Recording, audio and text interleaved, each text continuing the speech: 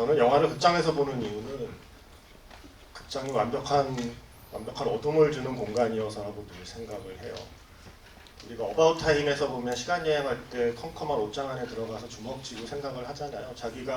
내가 여기가 아닌 다른 곳으로 갈 때는 어쨌든 옷장 안에 들어가는 그 약간의 장치가 필요하잖아요. 저는 항상 극장을 그런 어바웃 타임의 옷장이라고 생각하기 때문에 미만이라는 작품은 우리가 극장에 와서 극장에 오는 수고를 일부러 해서 완벽한 어둠이 깔리고 스크린에서 빛이 나오고 왠지 내가 한 번은 걸어봤음직한 공간이지만 내가 걸었던 공간하고는 완전히 다른 느낌의 어떤 시간과 공간이 담겨있는 영화를 한편 만나는 기쁨이 제가 이 영화를 극장에서 와야 하는 이유라고 생각을 했습니다. 그래서 나중에 집에서 이제 그 극장 상영할 때 늦장 부리다가 나중에 OTT로 나오면 뭐지 하고 이제 보시는 분들은 아마도 땅을 치고 후회할 영화가 이 영화가 아닐까 라는 생각을 하면서 봤는데 아직 안 오셨죠? 네. 감독님 없이 네. 자, 제가 아까 부탁드린 대로 큰 야유 부탁드리겠습니다.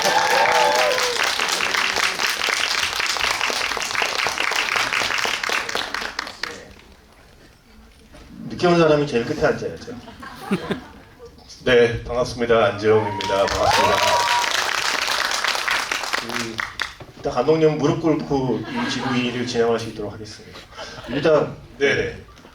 감독님이랑 무슨 관계라서 오늘 아마 이 처음에 공지만 보고 안재홍 배우 나오나 보다 라고 생각하는 분도 있었을 수 있을 것 같은데 맨 끝에 고마운 사람들의 이름이 잠깐 나오긴 해요. 네네. 그래서 일단 무슨 고마운 짓을 하셨길래 크레딧에 올랐는지와 네네. 감독님과 어떤 관계여서 오늘 자리에 함께 하셨는지를 먼저 네, 사실은 저는 늦지 않았고요. 저는 저기서 기다리고 있었는데 그래서 이제 이 배국사 측에서 감독님 오시면은 이제 금방 오실 테니 비가 와서 지금 약간 차가 막혀서 늦으셔서 먼저 그 작가님께서 진행을 하고 올라가는 게 어떻겠냐라고 하셨는데 너무 이렇게 좀 프리스타일을 오래 하게 하시는 것 같아서 그냥 저도 올라왔습니다. 네. 고맙습니다.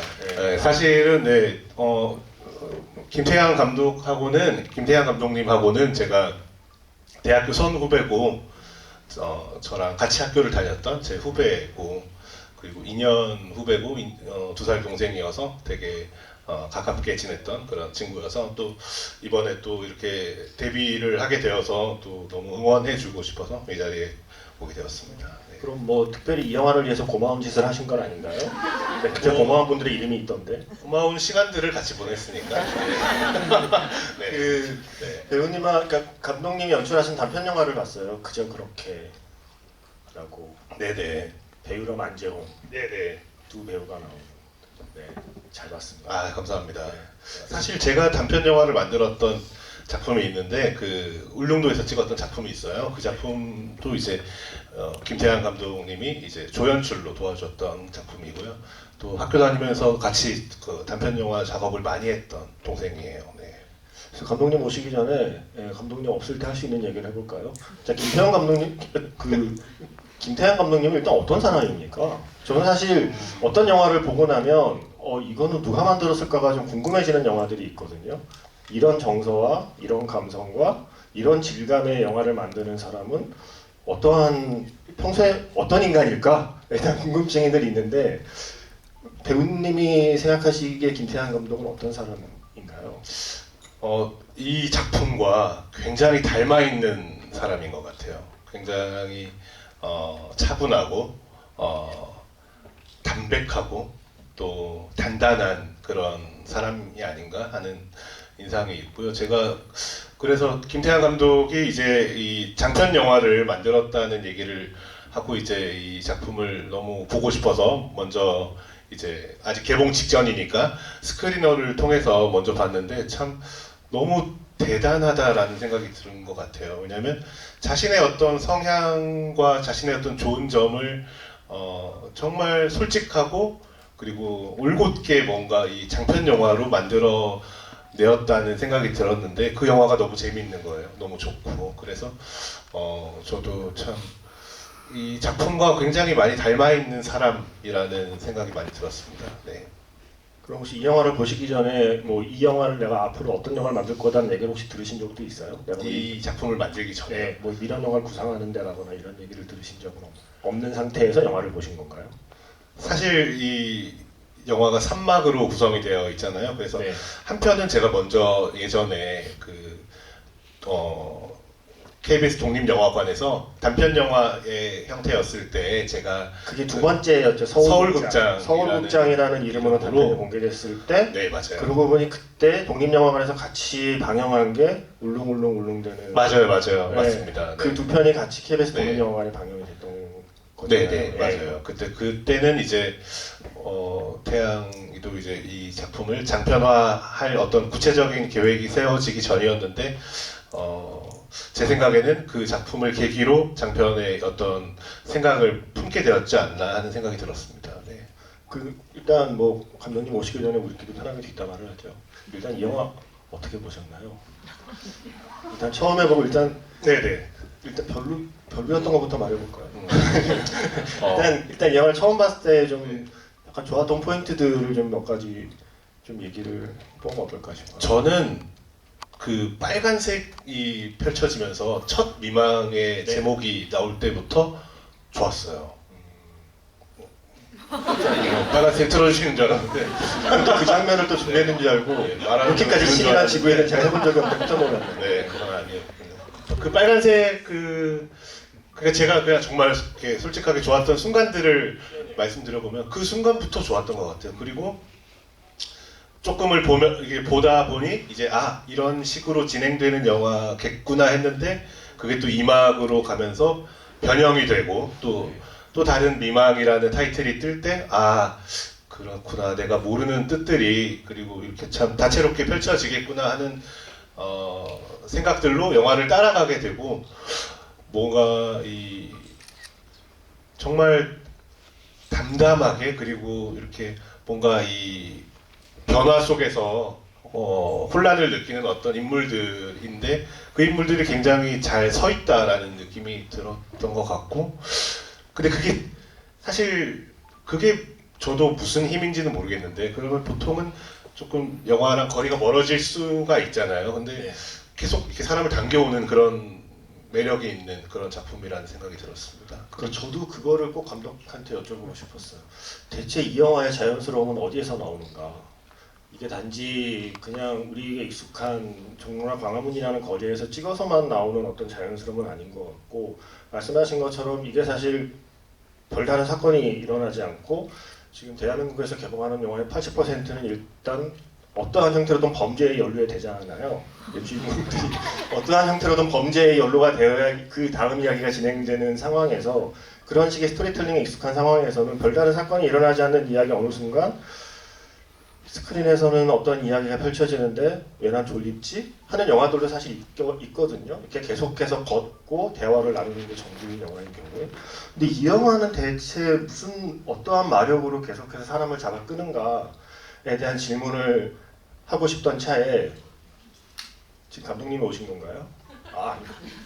마스크를 써서 제가 제 매니저입니다. 네. 네. 왔네요. 오셨네요. 네. 예. 자, 준비한 대로 큰 야유 부탁드립니다.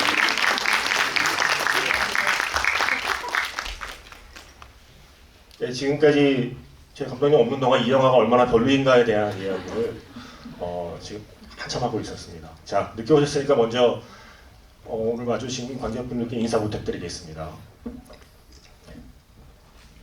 아유 너무 죄송합니다 여러분. 다급한 마음이 숨소리에서 느껴지네요.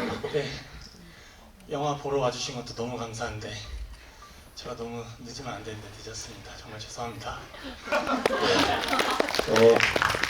감독님이 숨을 좀 돌릴 동안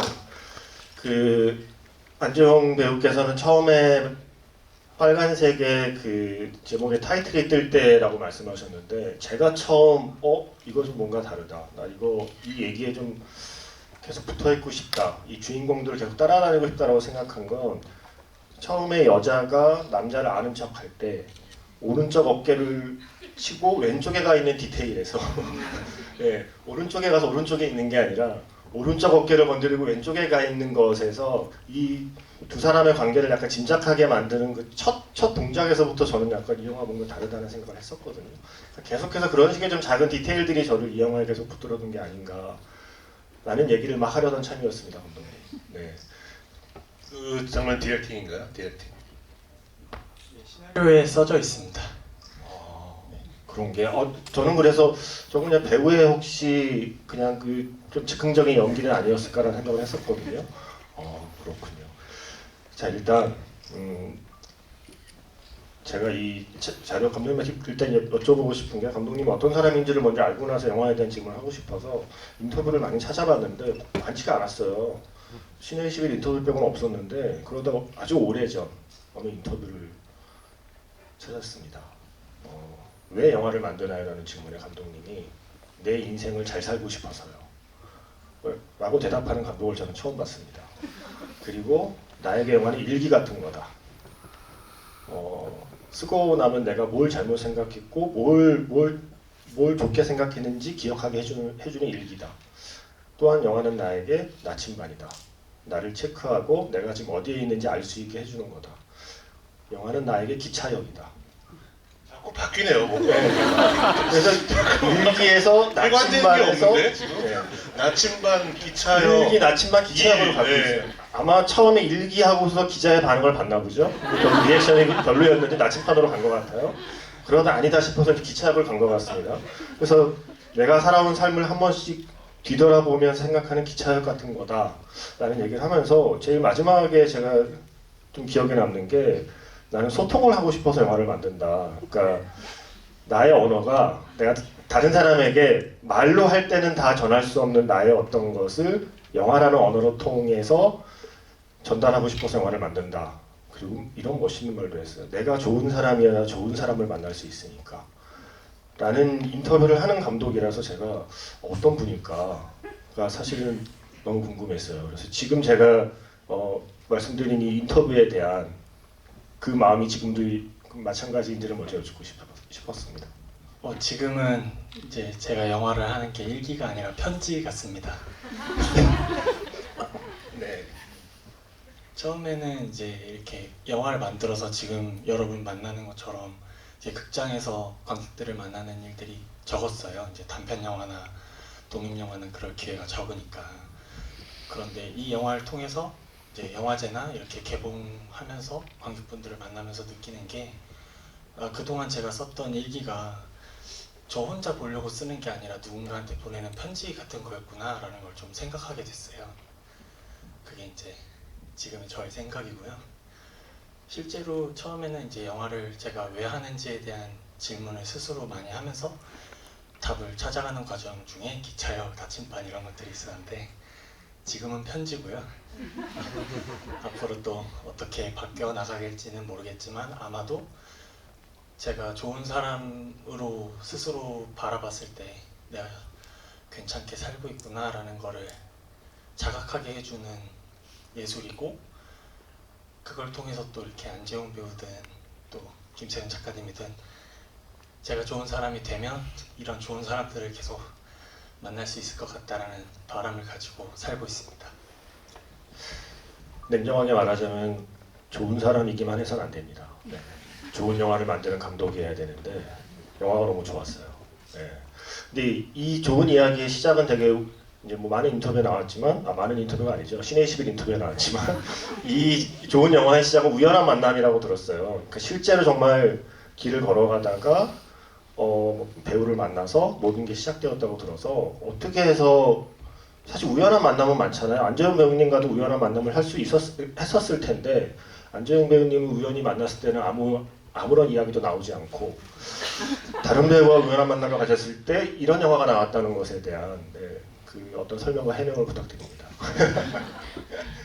저는 안재홍 배우님도 우연찮게 이제 학교라는 곳에서 선후배 사이로 처음 만나게 됐는데 저는 지금 이 영화를 찍었던 계기와 마찬가지로 우연이지만 그걸 꼭 필연으로 만들고 싶은 사람들이 있다라고 생각을 했습니다. 안재홍 배우도 그렇기 때문에 제가 20살에 처음 만났는데 지금까지 이렇게 인연이 이어져 올 수 있었다고 생각하고 그것과 마찬가지로 제가 저 영화를 찍을 때 이명화 배우를 우연히 만났는데 그때 서로 걸었던 영화 속에 걸었던 그 길을 정말 걷게 됐었어요. 그 전에 원래 알던 사이셨어요? 그 전에도 이제 친구로 알고 지내던 동료 사이였고 영화를 찍으면서 이제 계속 찍어 가려고 했던 사이인데 그 당시에 이제 제가 썼던 이야기나 이런 것들이 제작에 들어가기가 좀 어려운 환경이었었습니다. 그래서 그렇게 걸으면서 헤어질 때 의뢰에 이제 우리 꼭 영화 찍자라는 인사로 헤어지게 됐었는데 그 말을 그냥 넘기고 싶지 않았어요, 그날은. 그래서 그날 밤 일기를 쓰고 시나리오를 써서 일주일 뒤에 배우님에게 보내드리고 한 달 뒤에 바로 촬영을 했었습니다. 그러면 처음에 쓴 시나리오는 영화상, 그러니까 우리가 편의상 1부, 2부, 3부라고 만약에 부른다면 처음에 쓴 시나리오는 1부만 쓰신 건가요? 아니면 그때 이미 3부까지 다 구상을 하신 건가요? 처음 시나리오는 1부만 작성을 해서 촬영을 들어갔고요. 저 첫 번째 파트 촬영 회차가 총 2회차였는데 1회차 끝나고 나서 그 장면이 1회차 마지막이었어요. 이렇게 악수하면서 서로 인사하는 게 1회차 마지막인데 그 장면을 찍을 때 3부까지 다 떠올리게 됐습니다. 그래서 1회차 끝나고 바로 3부까지 시나리오를 다 썼습니다. 그리고 안지웅 배우님은 오늘 게스트이기도 하지만 모더레이터이기도 하십니다. 그런가요? 네. 몰라 또 사실. 네, 그래서 제가 안지웅 배우님께도 궁금한 거 여쭤보겠지만 혹시 그 관객의 입장에서 배우의 입장에서 그 영화 보고 궁금한 게 있으면 감독님께 같이 좀 질문해 주시면 좋을 것 같고요. 네네. 저는 2회차에 찍었다는 걸 사실 몰랐는데 그게 되게 놀랍고 전체가 몇 회차죠 그러면 전체 이 모든 3부작의 총 10회차입니다. 10회차? 네, 첫 번째 파트가 2회차, 두 번째 파트가 3회차, 마지막 파트가 5회차였습니다. 근데 저 인터뷰 보고 놀란 게 사실 누가 봐도 그래 이건 독립 영화니까 몰래 찍었을 거야 라고 생각을 하잖아요. 아무래도 이제 배우들 알아서 배우들도 그렇게 막 얼굴이 많이 알려진 스타가 아니니 배우들 보고 저쪽에 가서 걸어 다니세요 하면 멀리서 카메라 놓고 몰래 찍었겠지라고 생각하는데 현장 통제를 다 하셨다는 인터뷰를 보고 좀 깜짝 놀랐어요. 어떻게 그게 좀 가능했는지 그리고 왜 그런 방법을 선택하셨는지도 좀 궁금하고요. 그 카메라를 놓고 그 사람이 많은 인파 속에서 카메라를 두고 마이크를 이렇게 들고 있으면 눈에 너무 띄어요. 몰래 찍을 수 있다면은 그렇게 하고 싶었을 수도 있는데 저에게 선택지가 몰래 찍는 선택지가 없었습니다. 너무 대로였고 카메라로 찍고 저희가 무전기가 있으면 액션 저희들끼리 이렇게 해서 몰래 찍는 게 가능했었는데 무전기가 없었어요 저희 현장에는. 그래서 음성으로 크게 액션 이렇게 했어야 됐는데 다들 아시잖아요. 그러니까 촬영한다라는 거를 그 전에 미리 가게 사장님들에게 배경에 나오는 사장님들에게 다 말씀을 드렸던 거고 그렇게 했던 이유는 이제 어찌됐건 밖에서 찍어야 되는데 이거를 찍다가 중단되는 경우가 생길 수 있잖아요. 시민분들이 불편하시니까. 그래서 서울시에도 협조문을 드렸었고 서울시에서는 거리 촬영은 허가하는데 시민분들이 불편해하실 것들은 감안하고 일일이 양해를 구해라 라고 해서 하셔가지고 가게 사장님들 말씀드리고 촬영할 때 이제 저희 독립영화 찍는 젊은이들인데 도와주시면 감사하겠습니다 라고 부탁을 드리고 그렇게 해서 촬영을 했었어요. 얼핏 100% 통제는 아니었던 것 같다는 느낌이 드는 몇몇 분들이 계세요. 카메라를 많이 보면서 끝까지 걸어가시는 분도 있고 이렇게 중간에 그 군인분들이셨는지 전경분들 네. 지나가는 거는 그럼 우연히 그 타이밍에 지나가셨던 건가요? 저희가 이제 화면 바깥에서 스태프분들이 지금 안에 촬영 중인데 지나가시면은 출연하실 수 있다 라는 걸 고지를 드려서 그 얘기를 듣고 일부러 지나간 거죠. 정말로 그렇게 일부러 지나가신 분들도 있고 좀 불편하신 분들은 카메라 뒤로 돌아가 주신다거나 한 1, 2분 정도는 기다려 주신다거나 그래서 근데 그 대화 속에서 되게 그 좋은 타이밍으로 이렇게 뭔가 딱 등장했다가 또 전혀 의식도 하지 않으시면서 이렇게 프레임아웃 하시는 게 되게 궁금하긴 했어요. 이분들이 섭외를 하기에는 너무 많은 인파하고 또 그런데 어떻게 이렇게 카메라를 보실 법도 한데 그런 분도 안 계시고 그래서 참 이 거리 자체가 하나의 세트처럼 느껴지는 그런 장면들이었던 것 같아요. 네. 사실 아마 제일 먼저 섭외를 했어야 되는 건 이순신 장군이 아닌가. 하지만 아마 이순신 장군이야말로 그야말로 본인의 의사와 모가는 게 도둑 촬영으로 찍히신 셈이고, 사실 이 영화에 대한 감상 중에 제일 궁금한 게 이순신 장군을 어떻게 보셨을까가 궁금할 정도로, 이 영화에 사실은 거의 또 한 사람의 주인공처럼 계속해서 세 개의 이야기를 엮어주는 연결고리이기도 하고, 이 주인공들이 어떤 영화 속에서 겪어내는 시간과 그리고 공간에 대한 이야기들의 가장 가운데에 있는 게 이순신 동상이거든요. 근데 그 이야기 자체의 아이디어도 함께 촬영한 배우에게서 얻었다고 들었어요. 그래서 실제 그 감독님의 경험이나 그리고 함께 촬영한 배우님들의 경험이 영화에는 어디에 어떤 식으로 반영이 되었는지 좀. 예. 제가 그때 영화를 찍을 당시에 그림을 드로잉 수업을 배우고 있었었고요. 이명하 배우를 그 공간에서 우연히 만났었고, 그 다음에 하성국 실제로 감독님은 미술학원에 다니고 계셨던 거죠. 네네.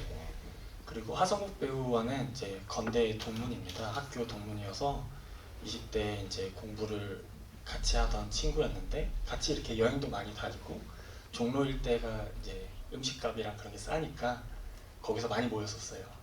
근데 그때 이제 하성국 배우가 그런 얘기들을 하는 걸 되게 좋아해요. 여기 뭐가 있대, 사실 이터가 뭐래, 이렇게 그런 걸 얘기를 많이 하는 편인데, 그때 이순신 동상 얘기를 항상 하더라고요. 형 그거 알아? 이렇게 왼손잡이 오른손잡이 이렇게 얘기를 하는데, 그거 너무 재밌다 하면서, 이제 종로가 배경이니 아이디어를 구상했을 때 이순신 동상을 하나의 지표와 은유로 사용해야겠다라는 마음을 먹고 이제 자료조사에 들어갔는데, 하성국 배우가 얘기했던 것과 전부 다 반대로 네, 반대로 돼 있어서, 이게 자료조사 안 하고 영화 찍었으면 큰일 날 뻔했구나 생각했습니다. 그럼 실제로 자료조사에 가장 근접한 이야기는 어느 얘기였나요? 서울극장에서 그 실장님이 했던 이야기가 그럼 실제 이야기랑은 가장 근접한 이야기인 거예요?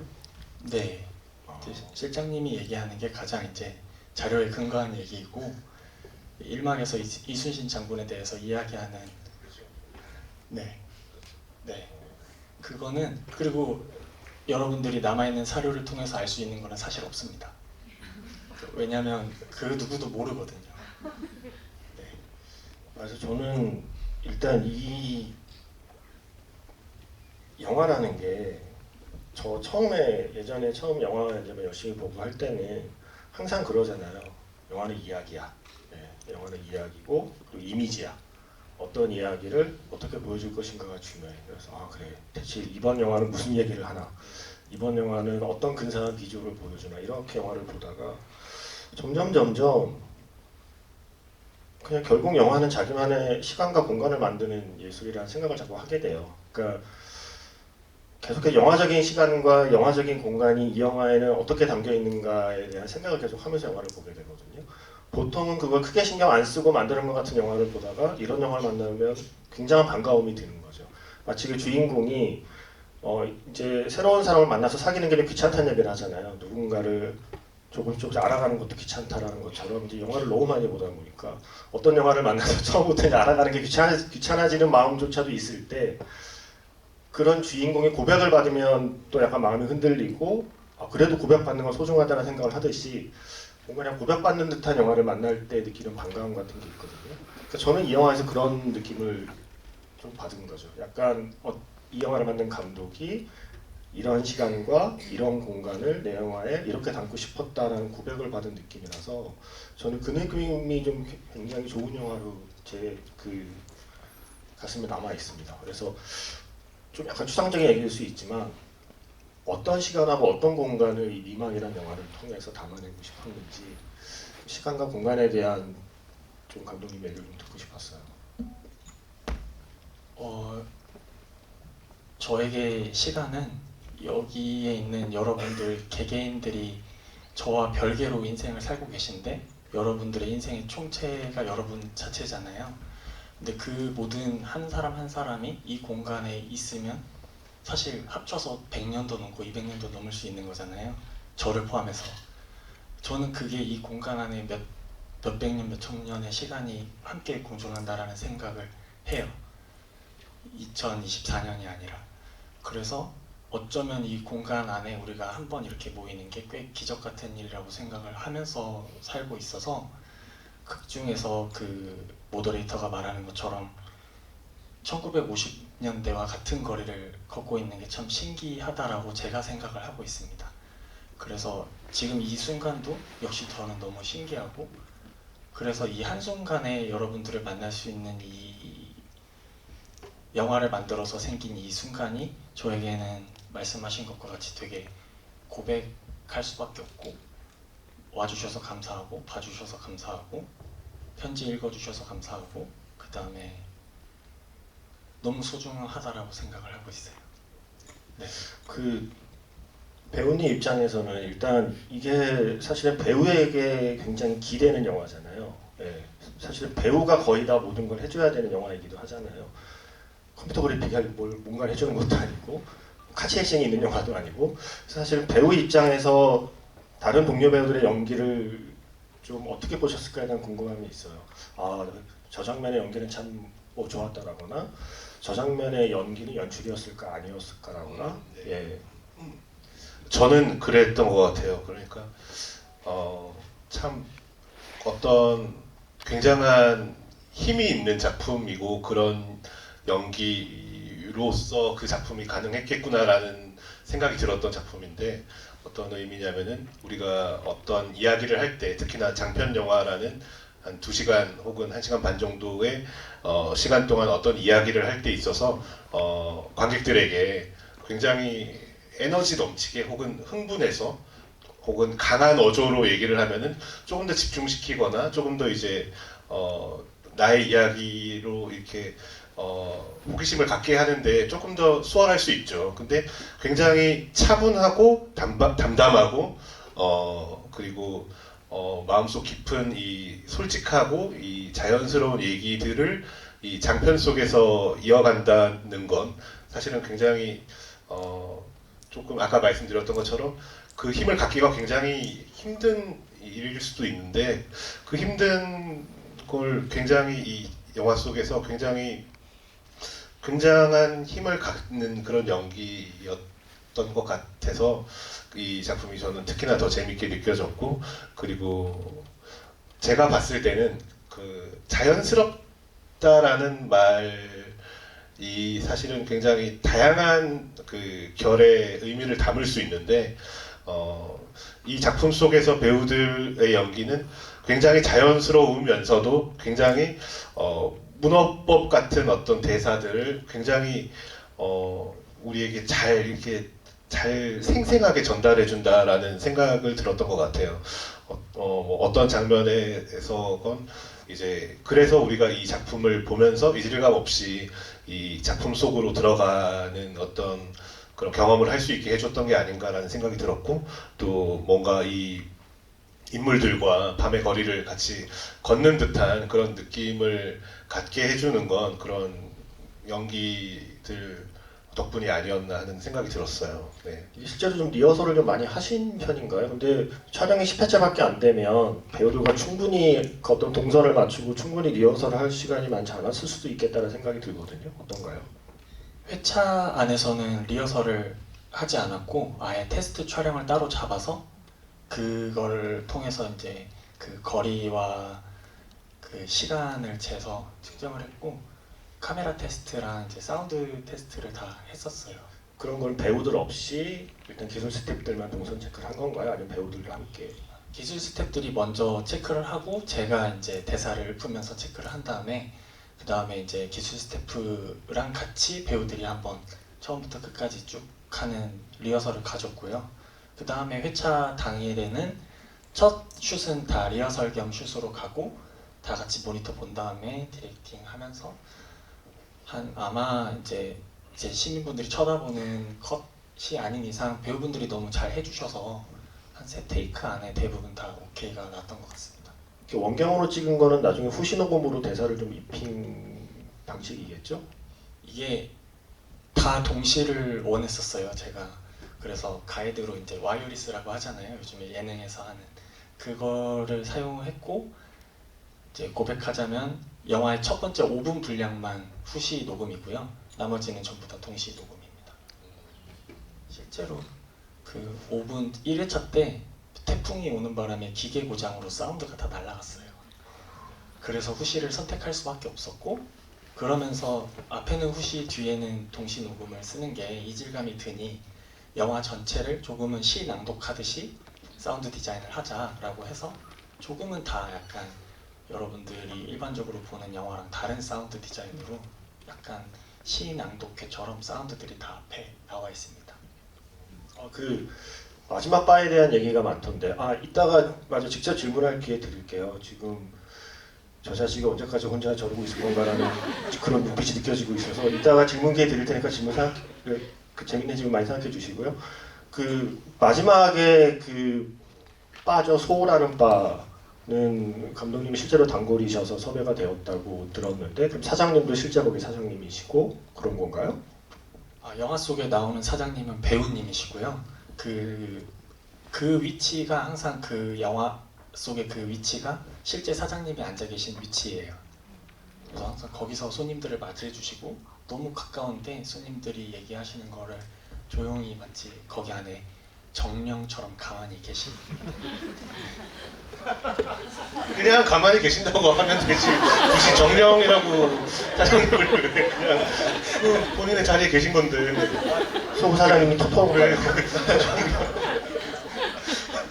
여러분들이 혹시나 호기심이 이제 생기셔서 가보시면 정말 좀 약간 정령 같으세요. 되게 좀 이렇게 봤을 때 아름다우시고 분명히 내 얘기를 다 듣고 계실 텐데 이렇게 약간 이렇게 기침 한 번, 그 다음에 뭐 물 한 번 마시고 그런 걸로 약간 대답을 이 사람이 듣고 있구나라는 걸 인식하게 하는 바람의 정령 같은 분. 근데 애초에 그 공간을 어떻게 그냥 밖에서 보고 궁금해서 가셨다가 영화 찍기까지 1년 동안 거기 단골이 되셨다고 들었어요. 영화를 찍으려고 계획적으로 접근하신 거예요. 이제 로케이션을 섭외하는 방법이 여러 가지인데 이제 문을 두드리고 영화를 찍는데 이런 거다라고 소개를 해드린 다음에 하는 방식이 있고 섭외를 또 물론 드려야죠. 근데 이제 저 같은 경우는 이제 길을 가다가 우연히 발견을 했었고 그 공간을 보니까 제가 시나리오에 막연하게 이제 써놨던 바가 있어요.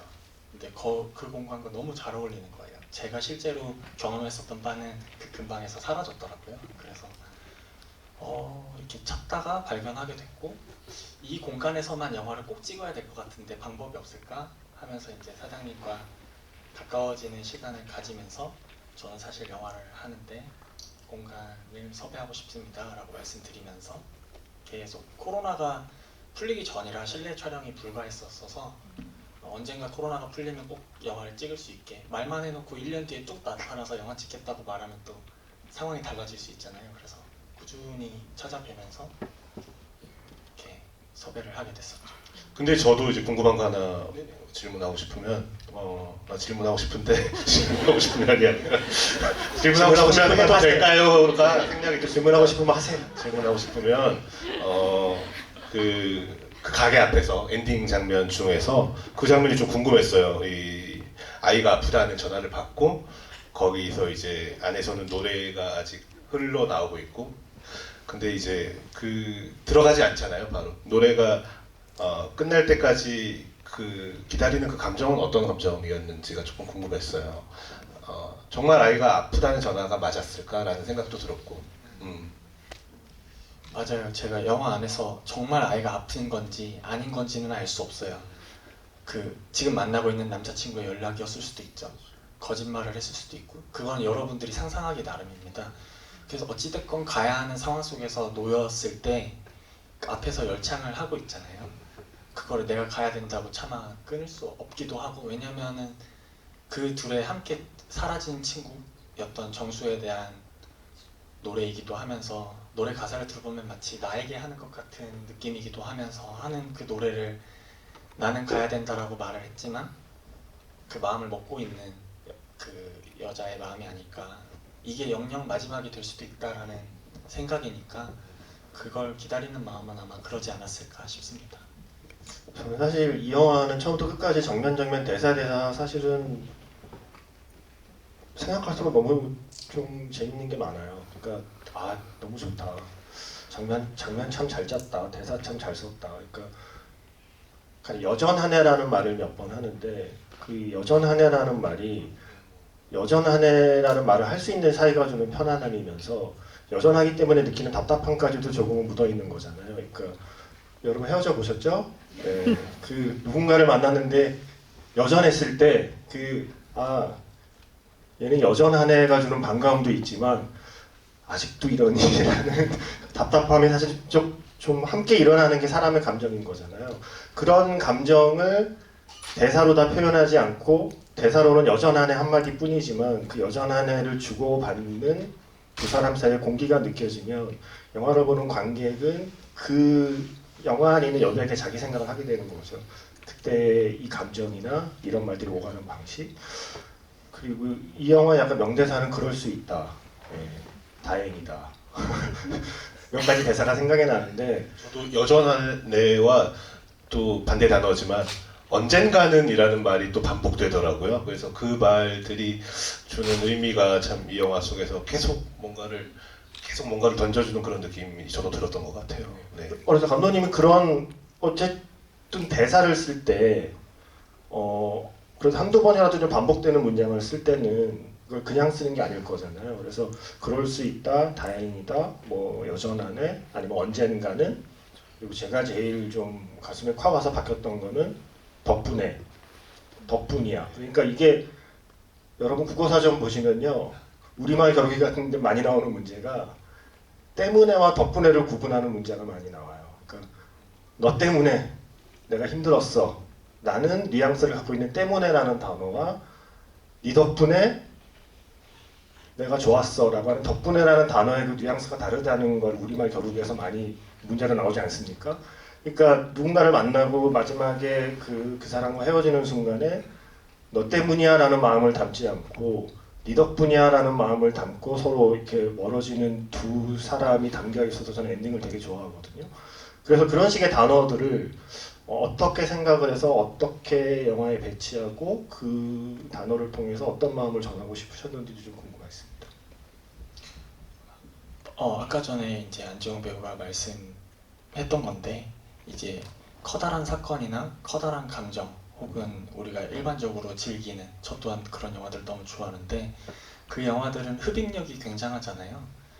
그래서 크게 사람의 하나의 대사보다는 커다란 사건이나 배경이 중요할 때가 많은데, 제가 이 영화를 애초에 구상을 떠올렸을 때는 이 영화 자체가 하나의 사건 전과 그 이후에, 그리고 직후도 아니고 뭔가 오랜 시점이 지난 이후에 잔잔한 파동 같은 거를 바라보는 영화라서, 영화를 볼 때 여러분들이 영화에 푹 빠져서 보면 물론 감사하지만 이런 영화를 푹 빠져서 보기엔 힘들 테니 각자의 그 기억을 떠올리면 좋겠다라는 게 저의 목표였었어요. 그래서 대사들이 반복되는 부분들은 실리적으로 앞에 대사 못 들었으면 뒤에 대사도 여러분들이 들으셨으면 좋겠고, 그 다음에 시처럼 영화가 표현되길 바랬는데 그 반복해서 오는 운율이나 리듬이 있잖아요. 그런 것들을 좀 염두에 둬서 대사 배치를 했었고, 그리고 한국인만 아는 그 말맛의 뉘앙스라고 해야 될까요? 에둘러서 표현하는데 이순신 동상 얘기를 하는데 그 동상 얘기인데 사실은 그 전에 만났던 남자에 대한 감정을 묻힌 동상 얘기일 수도 있는 것이고, 그런 것들이 이 한국말이 가지고 있는 시적인 다이성, 중의성, 그 다음에 그 운율, 이런 것들을 살리기 위한 대사를 많이 고민했었습니다. 저 약간 좀 뜨끔뜨끔한 순간들이 있었어요. 처음에 그래서 너 수업하는 데가 어디야? 그때 느꼈죠.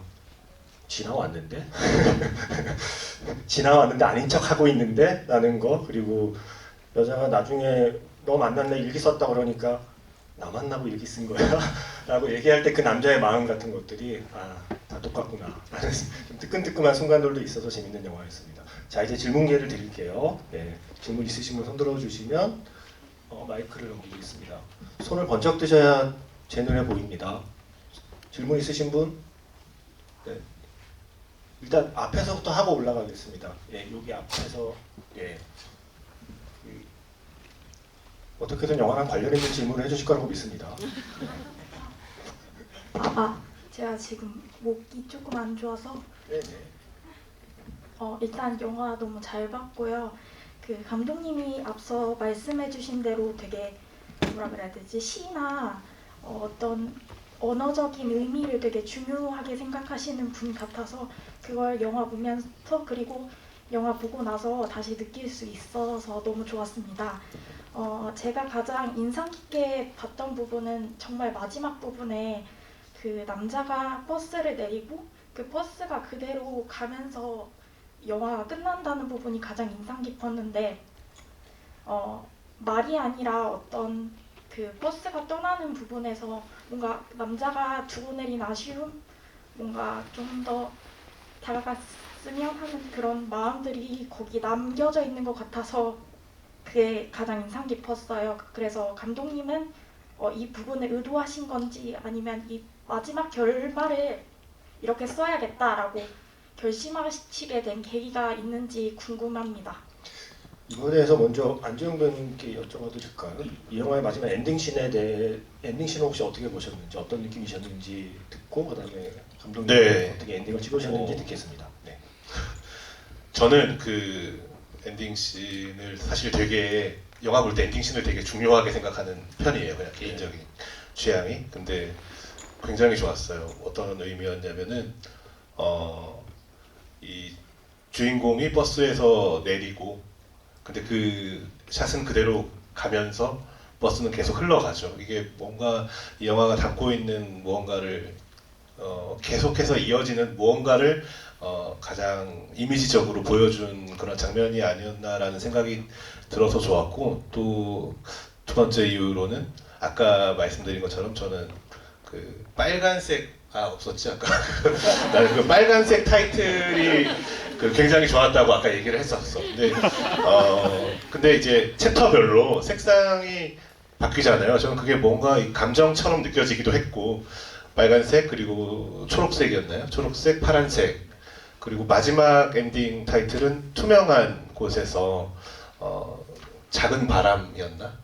네 그런 이제 또 다른 의미의 이 미망의 무언가의 정말 바람 같은 어떤 엔딩을 띄우면서 영화가 끝나는 그 순간이 저는 굉장히 기분이 좋아지는 어떤 엔딩 같은 느낌이 들어서 되게 인상적이었습니다. 네. 그럼 얘기 나온 김에 엔딩 얘기랑 그다음에 중간중간 그 색깔을 달리해서 타이틀을 넣으신 거 그 두 가지를 다 말씀해 주시면 될 것 같아요. 질문 주신 거에 대답을 우선적으로 하면 그 말씀해주신 그 감상과 저도 같은 생각을 했었고요. 그 다음에 이제 제가 했던 저의 작은 바람은 뭐였냐면 이제 두 번째 파트에서 그 여자 모더레이터가 관객들을 향해서 얘기하잖아요. 영화를 보면서 상상해보는 것도 좋을 것 같다. 그 다음에 극장문을 열고 나서면 여러분들의 하루가 영화가 되길 바란다. 영화처럼 이어지길 바란다. 라는 얘기를 하는데 그 역시 제가 썼으니까 저의 바람인데 마지막에 주인공이 내리고 나서 버스 보시면은 여러분들 앉아있는 좌석이 약간 버스 좌석처럼도 느껴질 수 있잖아요.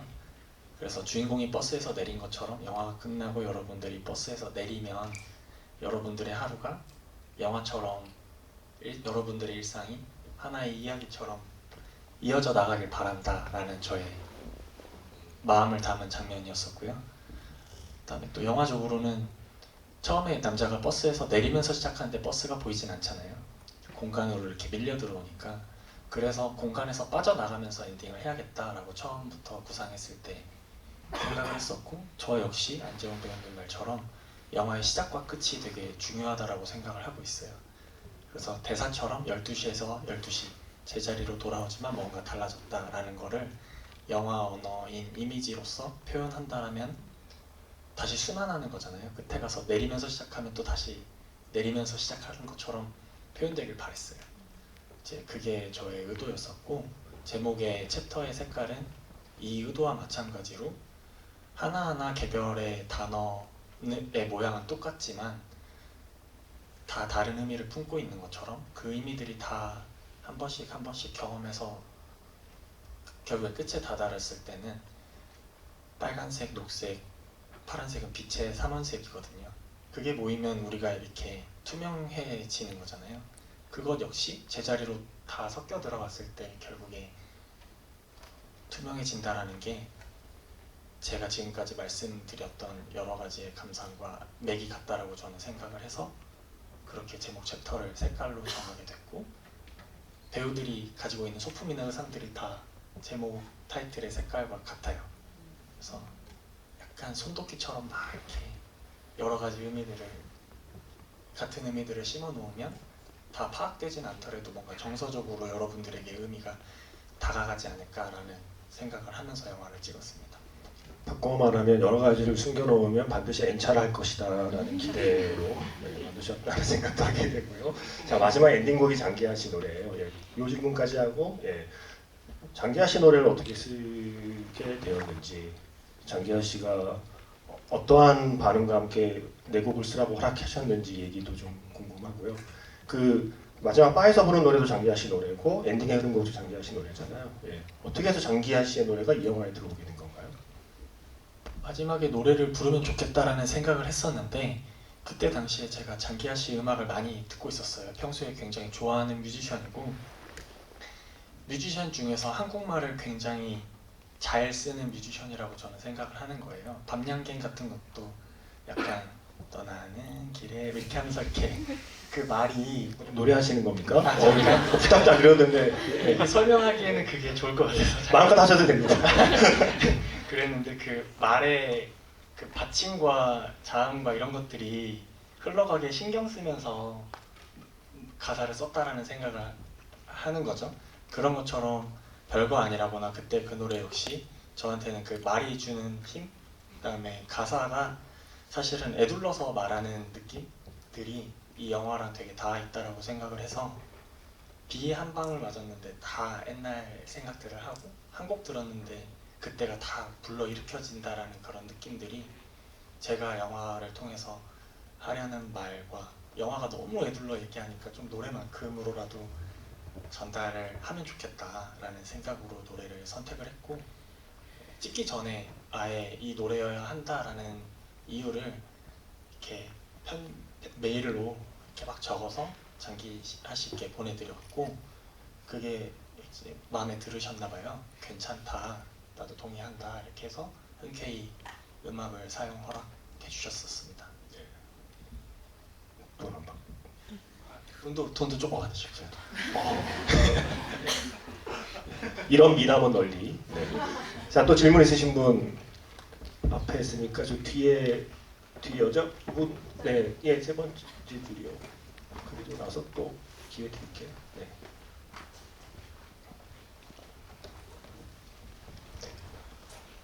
저는 그 첫 번째 섹션에서 남자 주인공과 여자 주인공이 그 인물들을 따라서 이제 스토리가 이어지는 거니까 뭔가 그 인물이 잘 보여야 될 것 같은데, 다른 지나가는 사람들이나 아니면 자동차, 택시 이런 걸로 많이 가려져서 뭔가 이렇게 보려고 애를 많이 썼었는데 그걸 그대로 통제하지 않고 그냥 있는 그대로 담아두신 의도가 궁금합니다.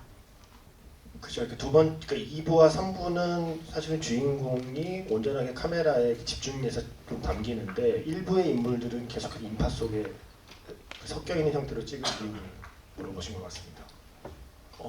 우선은 그렇게 생각한 이유는 극 중의 남자의 대사를 영화의 구조적인 면에 이렇게 이야기 속에 넣었던 건데요.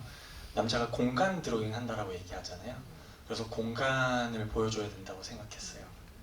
여자랑 헤어질 때 이제 다음에는 인물을 좀 배워보려고 라고 얘기하잖아요. 그래서 두 번째 파트에서 문을 열고 여자가 인물로서 등장하게끔 생각을 했었고, 공간과 인물을 그런 식으로 병렬적으로 같이 진행하는 게 목표였었고요. 그 다음에 제가 이제 시처럼 영화를 표현하고 싶다라고 했었는데, 그 두 사람이 걸어가는 그 길 뒤에 배경에 서울이 엄청 공사 중이잖아요. 그게 이들이 같이 추억을 나눴던 공간이 사라진다라고도 생각했고, 기억이 다 다르니까 기억이 허물어지고 또 시간이 지나서 같은 공간인데 다른 남자랑 걸을 때 빌딩이 세워져 있고 이런 것들이 우리가 살아가는 모습이지 않을까라는 생각을 하면서 배경 자체도 주인공이라고 생각해서 이제 그렇게 배경까지 담는 선택을 했어요. 그래서 이렇게 처음에 공간 드로잉을 배우던 그 인물을 따라 공간에 들어갔다가 그 다음에 이제 인물을 배워보려고 해서 인물로 들어갔다가 마지막 엔딩에서는 우리가 지금까지 함께 왔던 인물은 사라지고 다시 텅 빈 버스 안에 우리 관객이 남겨지는 구조의 영화라고 저는 생각을 했습니다. 다행히 이 영화의 엔딩은 영화 속의 미망인과 달리 유실되지 않았기 때문에 우리가 이런 이야기를 다 할 수가 있네요. 자, 또 다음 질문 있으신 분 손 들어주시죠. 이번에 그 팝콘통 들고 계신 남자분 조금 올라갔다 다시 내려올게요. 네, 앞에 손 들어주시면. 네, 일단 영화 너무 재밌게 잘 봤습니다.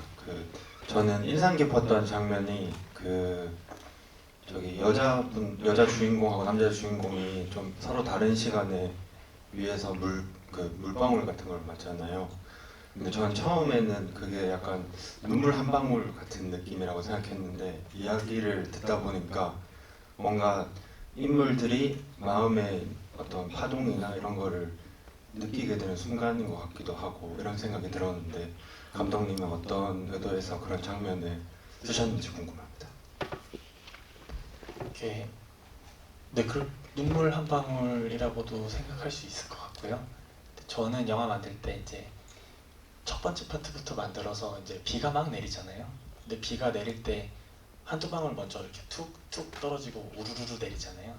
그래서 어떻게 보면 이 영화가 이 남자가 버스 타고 가는 길에 상상했던 마지막 파트에서 버스를 탔을 때 눈을 감고 있을 때 상상한 그 모든 거가 아니었을까?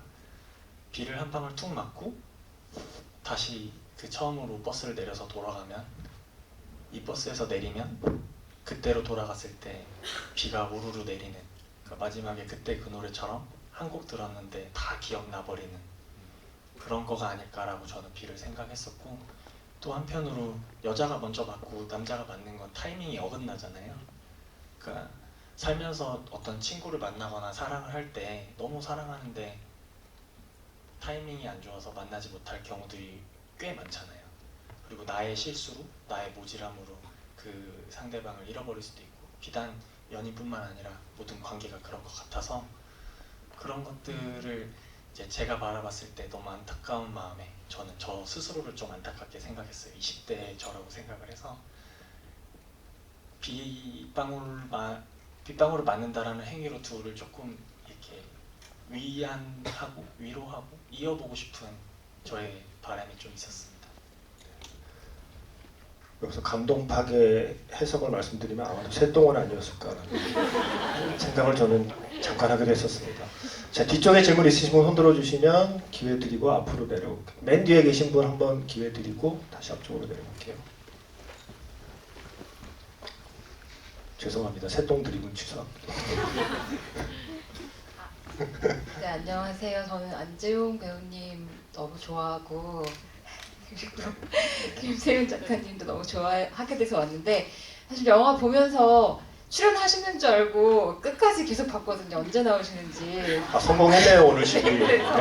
안재영 배우님은 목약하는 데 성공했네요. 모더레이터입니다. 그래서 궁금한 것은 그러니까 데뷔작은 보통 자기 자전적인 얘기를 많이 섞어서 이제 작업하시게 되는 분들도 많잖아요. 그래서 그 주변에 영화에 등장하는 인물들도 주변 인물이나 이런 분들도 약간 조금씩 이렇게 들어와 있을 것 같은데 영화 속에 좀 캐릭터나 대사 중에 안재용 배우님 친하신 것 같아서 저기 반영된 것은 없는지도 궁금했고 그리고 두 분이 이렇게 좀 GV도 와주실 정도의 관계시면 영화에서 어떻게 카메오라도 욕심나지 않으셨는지 그걸 잘 참으신 건지 그런 것도 좀 궁금했습니다.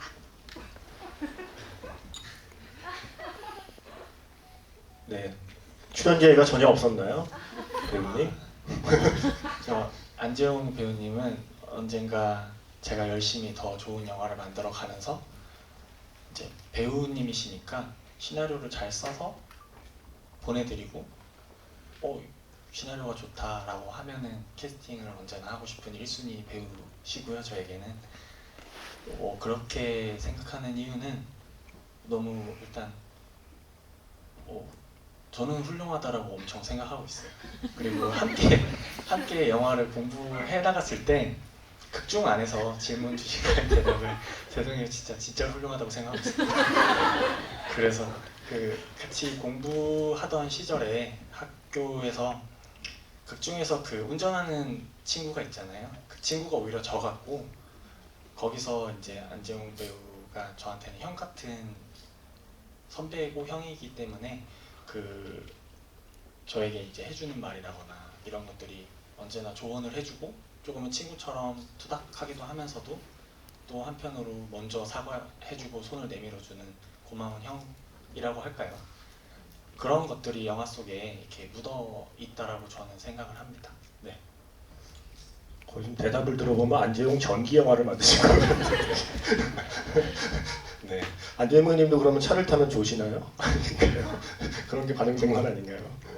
그 영화 보고 참 김태양 감독님이 참 대단하다라는 생각이 많이 들어서 얼마 전에 며칠 전이었죠. 제가 혼자 운전을 하고 있었는데 와 태양 감독님과 참 추억이 많았구나. 왜냐하면 집에도 놀러 가고 그 부모님이랑 같이 밥도 먹고 그럴 정도로 되게 추억이 많았는데 재밌었던 추억이 사실 대학생 때 김태양 감독이 군대 갈 때 제가 같이 입대할 때 따라갔더라고요. 둘이서. 그래서 그랬던 추억이 떠올랐어요. 그래서 그때 둘 다 운전도 못하던 시절이었고 학생이었는데 버스였나요? 지하철이었나요? 뭐 지하철 타고 버스 타고 이렇게 둘이서 그 의정부까지 이제 배움 갔던 기억이 떠오르더라고요. 네, 갑자기. 네. 진짜 찐친이네요. 고맙습니다. 출연도 안 하셨는데 여기 네. 도와주시고 고맙습니다. 자 질문 있으면 앞쪽에 여기 그 모자 쓰신 분이 아까부터 들고 계셔서 눈에 밟히네요. 네. 눈에 밟히는 분은 제가 그 기회를 드리는 게 밤에 마음이 편해서 네. 이분하고 한 분 정도 더 드릴 수 있을 것 같습니다. 네. 네, 영화 재밌게 봤습니다. 제가 궁금했던 부분은 그 1막에서 이제 여주인공이랑 남주인공 둘이 이제 담배를 피는 장면이 나오는데 이제 그 이후에 이제 데려다주고 다시 담배를 피러 가는 장면에서 그 담배각을 놓고 가는 장면이랑 그리고 버스에서 이제 잘 돼가는 여자분과 함께 타고 가는 장면에서 이 남주인공이 여자 주인공을 그 혹시 이제 좀 놓아주는 느낌이 들었는데 혹시 그게 의도하신 게 그게 맞는지 이게 궁금해서 좀 한번 여쭤보고 싶었습니다. 이게 이제 아마 질문을 주셨을 때 이제 생각하셨던 감상이 있으신 것 같아요. 그리고 그 감상이 맞다라고 저는 생각을 하고 있고 이렇게 지금 관객분이 느끼시는 것과 조금은 다를 수도 있지만 그렇다고 해서 이제 맞고 틀리고의 문제는 아니라고 생각을 하고 있고요. 저는 그 담배각이 담배 안 핀다고 했는데 사서 피잖아요. 그게 이제 과거에 함께 나눴던 것들을 혼자 이제 그리고 여자가 이제 담배 피면서 하늘 올려다보잖아요. 근데 뭘 보고 있었을까라는 걸 그 남자는 몰랐을 테니까 지나가고 나서 담배 피면서 그 여자가 바라봤던 게 뭐지? 이렇게 뒤늦게 하는 거고 그 남자는 그때도 타이밍을 놓친 거겠죠. 그리고 뒤늦게 그 여자가 뭘 봤는지 바라봤을 거고 근데 나는 지금 만나기로 한 여자친구가 있는 거가 이제 전화로 드러나니까 지금 여자친구한테는 담배 안 피고 있잖아요. 들키면 안 되는 일이기도 하니까 버리고 가는 거고 또 동시에 버린다라는 건 그 전에 있던 추억을 그 자리에 두고 간다라는 얘기도 되겠죠. 말씀하신 것처럼. 그리고 버스 안에서도 지나갈 때 아까 낮에 봤던 친구 지나가는 것 같아 라고 얘기할 때 그게 그 낮에 만났던 여자일 수도 있고 그냥 또 다른 사람을 만났을 수도 있잖아요. 그래서 지나간 무언가를 바라봤었다라고 이렇게 얘기하는 놓아주는 의미일 수도 있고 또는 그냥 흘러가는 거구나라고 느끼는 걸 수도 있겠죠. 네. 그러니까 저는 라디오 작가니까 이 영화로 만약 대본을 쓰면 뭐라고 써볼까 생각했던 문장이 달팽이의 시간과 모퉁이의 영화라고 쓰고 싶다는 생각을 했었어요. 그러니까 1편 마지막에 이렇게 달팽이처럼 그 시간을 그리잖아요. 똑같이 12시에서 12시지만 조금씩 원의 지름은 달라지는 그런 달팽이 같은 어떤 그 시간, 우린 계속 바뀌는 거 없이 계속 반복된다고 생각하는 하루하루지만 그 하루하루가 쌓여가면서 어쩜 저마다의 달팽이처럼 점점 넓어지는 그 시간대들을 저마다 하나씩은 갖고 있는 거니까 이 영화가 그려내는 시간에 대한 이야기는 달팽이인 것 같고 공간적으로는 저는 모퉁이가 담겨있는 영화라고 생각이 들었어요. 그건 이제 안도현 시인의 모퉁이라는 시를 좋아해서 그게 그거잖아요. 모퉁이가 없다면 그리운 게 뭐가 있겠어라는 게 그 시의 핵심이잖아요. 골목이 아니라 그리움이 모퉁이를 만든 거다라는 제가 그 시 자체를 너무 좋아해서 이 영화에는 그러니까 골목을 이야기하지만 골목이 전부가 아니라 골목과 골목이 만나는 그 모퉁이의 공간이 굉장히 중요한 영화라는 생각을 하면서 봤습니다. 또 갑자기 그 담배 피는 얘기하니까 여자가 피웠던 똑같은 자리에 가서 담배를 피고 있는 남자의 마음을 계속 상상하면서 보아서 굉장히 아팠습니다. 저는 그 장면이. 자, 마지막 질문 있으시면 기회 드리고 예 마무리. 저기 정 가운데 계신 남자분이 예.